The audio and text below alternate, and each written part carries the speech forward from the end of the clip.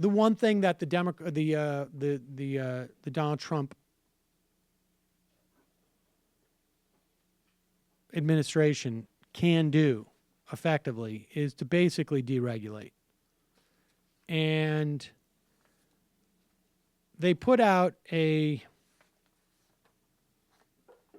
notice, basically an invitation to American manufacturers. Tell us what you want to do and what's preventing you from doing it in terms of regulations. I mean, that's basically what it was. I don't think they were shy about that. And it was basically, what's your regulatory rollback wish?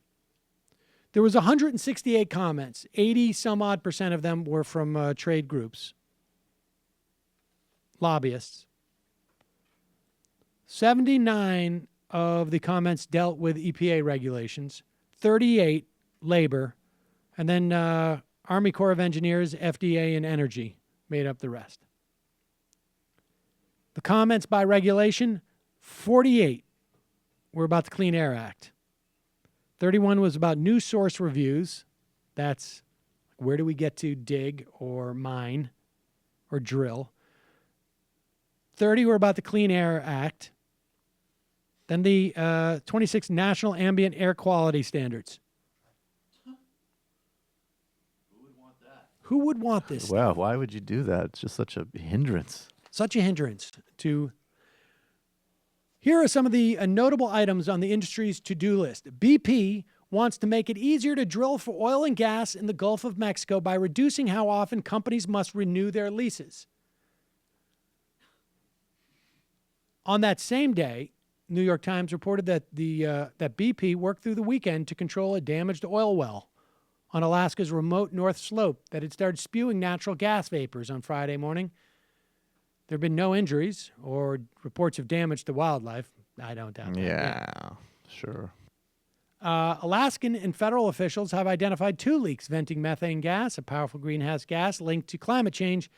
While some crude is sprayed out of the well, BP said infrared cameras on a flight over the site appeared to confirm that the oil release was contained on the gravel pad surrounding the wellhead and did not reach the tundra. Looks good from up here. Yeah. You know what it is that it just gets really complicated because you've had a natural gas leak and you got to send your people out, primarily your PR people, to pretend that there hasn't actually been a catastrophe with wildlife and that the local water supply hasn't been poisoned or something like that, whatever.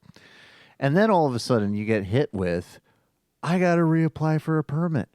So then it's like your whole attention is split. Yep. You can't focus on the crisis communications as fully as you'd like. And all the next thing you know, you're shelling out more money. By Sunday afternoon, crews had shut down 1 leak with a surface safety valve, but the second leak, although reduced, was still spouting gas. It was unknown how much gas leaked. The company would investigate the causes of the accident, and repairs will be made.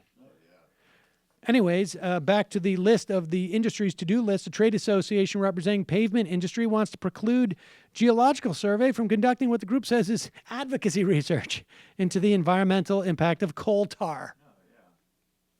You're just advocating for a clean air. The Chamber of Commerce wants to reduce the amount of time opponents have to challenge federal approval of projects. Challenges would have to be filed within 2 years, down from 6. Chamber also wants to jettison a requirement that employers report their injury and illness records electronically to the Labor Department so they can be posted on the internet for anyone to see.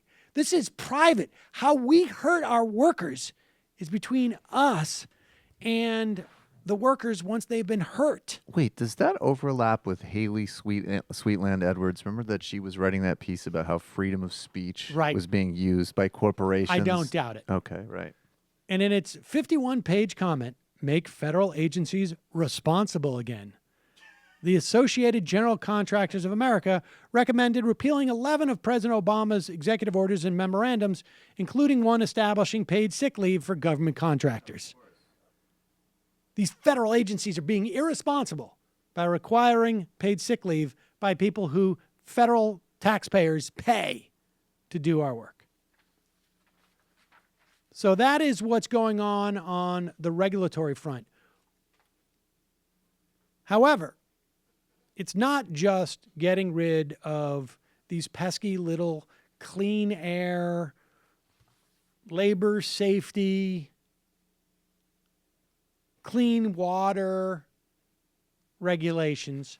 No, Scott Pruitt wants to go for the whole kit and caboodle, as he says on Fox and Friends.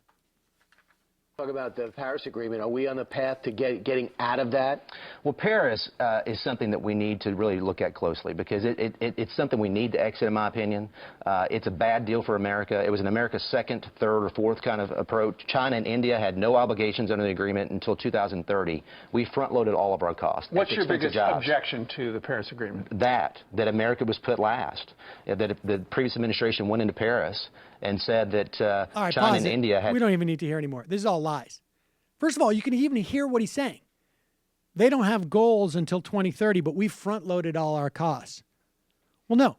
We all have goals, 2025, 2030, but your costs are now because you've got to begin to do that. And India and China are, in fact, en route to superseding those goals. I think we are. These goals were not very intense. The idea is that it's less about the obligations of this.